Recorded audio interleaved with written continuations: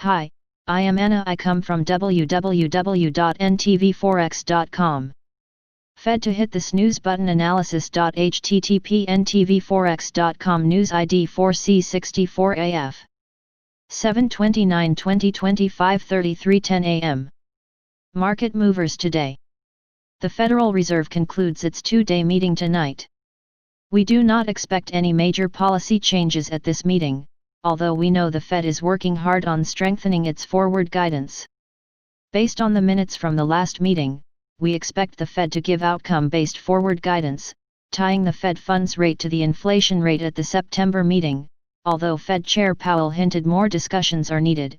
See Fed Monitor. Fed favors outcome-based forward guidance over yield curve control, July 1.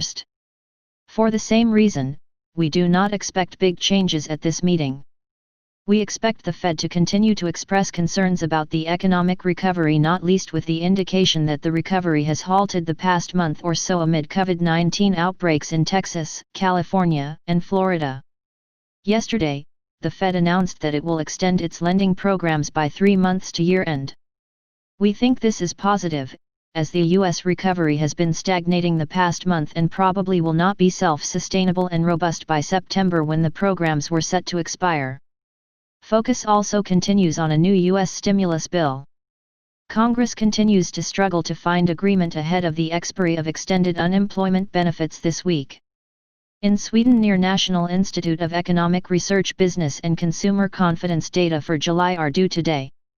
Confidence indicators have improved somewhat over the past 2 months, although outright levels remain depressed compared to normal. Expectations rather than actual outcomes of business activity have picked up so far, but maybe we will see some actual recovery. Selected market news. The U.S.'s top health expert Anthony Fauci yesterday said expectations for a safe and effective COVID-19 vaccine were reasonable. On the treatment front, Bill Gates stated there could be substantial reduction in the death rate from COVID-19 by the end of the year. The positive news on the medical front helps to explain the resilient equity markets in the midst of new virus outbreaks globally.